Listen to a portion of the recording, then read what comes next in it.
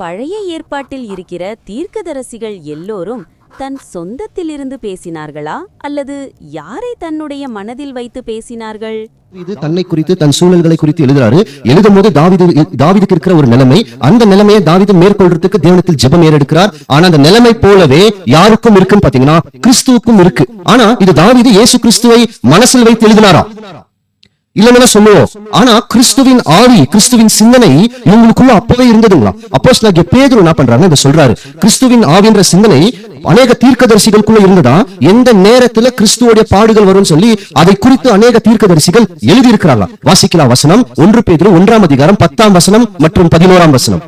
உங்களுக்கு உண்டான கிருபையை குறித்து தீர்க்க தரிசனம் சொன்ன தீர்க்கதரிசிகள் இந்த ரட்சிப்பை குறித்து கருத்தாய் ஆராய்ந்து, இந்த ரட்சிப்பை குறித்து, இந்த ரட்சிப்பு இப்ப நம்ம பெற்றுக்கொண்டே இல்லைங்களா, அதை கருத்தாய் ஆராய்ந்து பரிசோதனை பண்ணினார்கள்.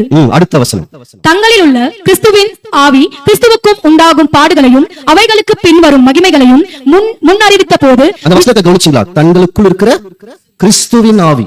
அப்ப கிறிஸ்துவின் ஆவினா அப்பவே கிறிஸ்து உங்களுக்குள்ள போயிட்டாரா? இல்ல, கிறிஸ்து பத்தின சிந்தனை உங்களுக்குள்ள இருந்துச்சா?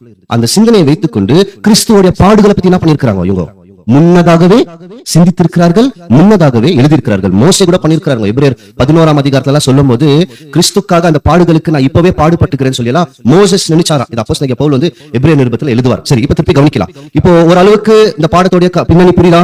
தாவீது தன்னுடைய சூழல்களை வைத்து தன்னை யார் என்று வர்ணிக்கிறார்? புழுவை போல் அப்படின்றாரு. ஆனா இயேசு கிறிஸ்துடைய பாடுகளை நம்ம உற்று கவனிச்சு பார்த்தா கிறிஸ்து புழுவை போல் அல்ல, புழுவாகவே மாறிவிட்டார். இப்போ அந்த பாடத்துக்குள்ளதான் நம்ம கடந்து போக போறோம். இந்த புழுன்னு சொல்லும் போது அநேக புழுக்கள் இந்த உலகத்தில் இருக்கு. நிறைய புழு, நிறைய பூச்சி இருக்கு. மண் புழு இருக்கு, நீங்க அரிசி எடுத்தீங்கன்னா அது புழு இருக்கு. ஒரு மனுஷன் செத்து போயிட்டானா மேகட்ஸ், மனிதர்களை சாப்பிடக்கூடிய ஒரு புழு. அப்ப எந்த புழுவை பத்தி இவர் பேசுறாருன்னா, எபிரேய வார்த்தையில இந்த புழுக்கான பேர் என்ன சொல்லப்படும், அதாவது எபிரேய பாஷையில இந்த புழுவை என்னன்னு சொல்லுவாங்கன்னு பாத்தீங்கன்னா தோலா அப்படின்னு.